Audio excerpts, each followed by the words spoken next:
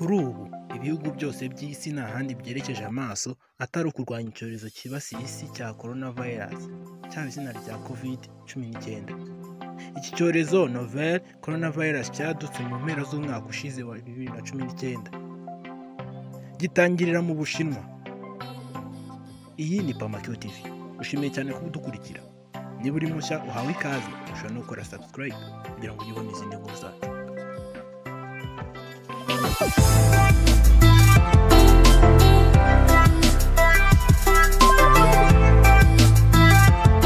Nyamara abahanga ku ndwara z'ibyorezo bavuga ko coronavirus atari ubwa mbere yibasiye isi, dore ko mu mwaka wa 2003 nabwo hari haje ubundi bwoko bwa coronavirus, ariko ikaba itatandukanye n'iyugarije isi muri iki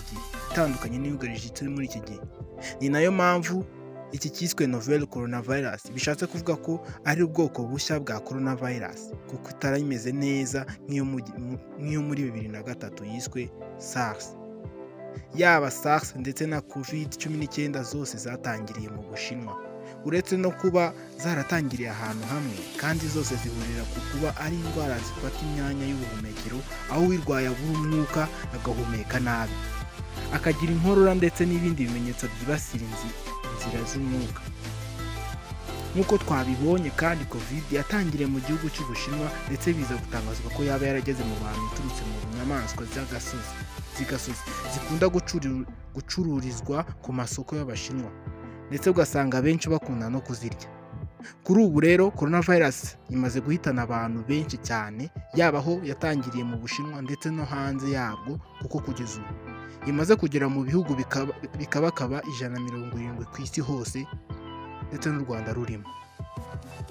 Kuri iyi nshuro rero twahisemo kubaganiriza imibare cyangwa se kubakusanyiriza imibare y'abamaze kwicwa n'iki cyorezo tugendeye kuri buri gihugu, ariko ahanini tukaza kwibanda ku Bushinwa ndetse n'ibihugu bimwe na bimwe by'Uburayi na Amerika, dore ko ariho yugarije kurusha ahandi ku isi.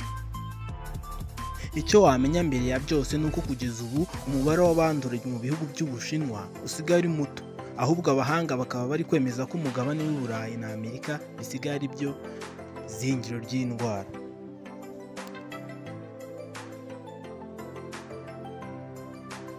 Kugeza ubu nk'uko tubikesha urubuga rwa worldmeters.info gukunda kwerekana imibare y'ako kanya y'uburyo iki cyorezo gihagaze ku isi, rugaragaza ko isi hamaze kwandura abantu 417,661.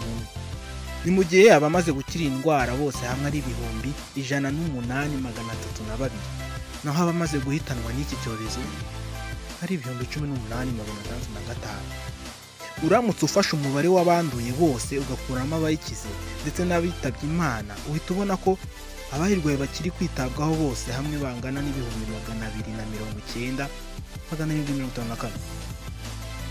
Muri aba bakiri kwitabwaho bagera ku 277,773 bangana na 96% bakaba batamerewe nabi cyane, mu gihe kandi abagera ku 12,981 bangana na 4% bo bamerewe nabi cyane, ku buryo bashobora no kubura ubuzima igihe icyo ari cyo cyose. Kugeza ku wa kabiri tariki 24 z'ukwezi kwa 3 2020 saa 3:18 imibare yerekana ko abamaze kwandura mu Bushinwa bangana n'ibihumbi 81,171. Kuri uwo munsi hakaba habonetse abantu 78 bashya banduye iki cyorezo. Ni mu gihe abitabye Imana kuri uyu munsi mu Bushinwa ari 7. Abamaze gupfa muri iki gihugu bose hamwe bangana n'ibihumbi 3,277, mu gihe abamaze gukira iki cyorezo bose bangana n'ibihumbi 73,159.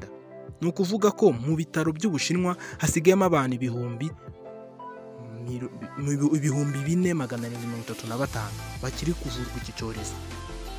Kuri uwo munsi kandi igihugu cy'Ubutaliyani ku mugabane w'Uburayi kuri ubu nicyo cyugarijwe kurusha ibindi ku isi, kuko kugeza ubu abamaze kwandura bangana n'ibihumbi 67,176.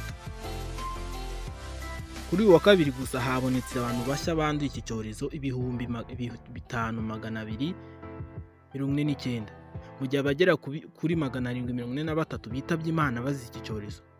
Ni umubare usa n'uwisubiyemo kuko no ku wa gatandatu tariki 21 Werurwe abitabye Imana nabwo bageze kuri 700.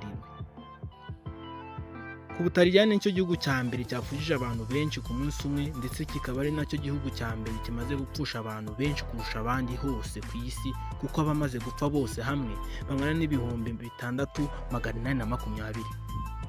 Leta Zunze Ubumwe za Amerika ku mwanya wa gatatu nayo ifite agahigo k'abantu benshi banduye ku munsi umwe, kuko kuri uyu wa kabiri honyine abanduye bangana n'ibihumbi 9249.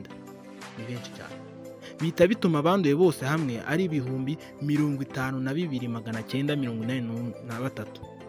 Kuri uyu wa kabiri kandi abantu 132 bitabye Imana muri Amerika, mu gihe abamaze gupfa bose hamwe ari 645.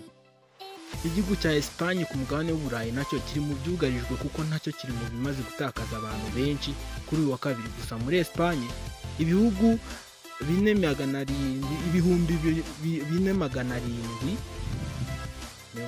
4,749 mbabarire bashya banduye indwara, bituma abanduye bose hamwe bahita bagera ku bihumbi 39,885. Abapfuye muri iki gihugu uwo munsi gusa bangana na 497, aho bamaze gupfa bose bakaba bangana n'ibihumbi 2,808. Ku mwanya wa gatanu twababwira ko haza Ubudage, aho bumaze gutakaza abangana n'157. Kuri uyu wa kabiri gusa hakaba hapfuye abantu 34.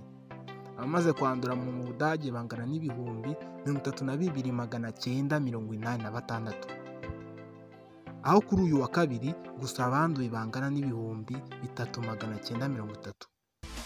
Kimwe mu byo wamenya ni uko nubwo iyi ndwara yandura ku buryo bwihuse, ariko nyica abantu benshi hagendewe ku mibare, kuko abahanga bemeza ko abicwa n'indwara bari hagati ya 2 na 3%. Ikindi wamenya ni uko indwara ahanini yibasira abageze mu zabukuru ndetse n'abandi basanzwe barwaye indwara zikomeye, bitewe n'uko abo bose imyanya yabo y'ubuhumekero isanzwe idafite ubwirinzi bukomeye. Iyi rero ni nayo mpamvu abari mu myaka yo hejuru iki cyorezo kibibasira mu buryo bukomeye. Ikindi abahanga bavuga ni uko iki cyorezo kibasha kurokoka ndetse kigakomera ahantu hari ubukonje bwinshi cyane. Binavuga ko iyi ari impamvu nyamukuru yatumye gishinga imizi ku mugabane w'Uburayi, ndetse kikaba kitari kwica abantu benshi ku mugabane wa Afurika, cyane ko ari umugabane ushyuha cyane. Ndagushimiye cyane wakomeje gukurikira AMAKURU TV. Komeza ugire ibihe byiza kandi ntiwibagirwe kwirinda coronavirus uguma mu rugo.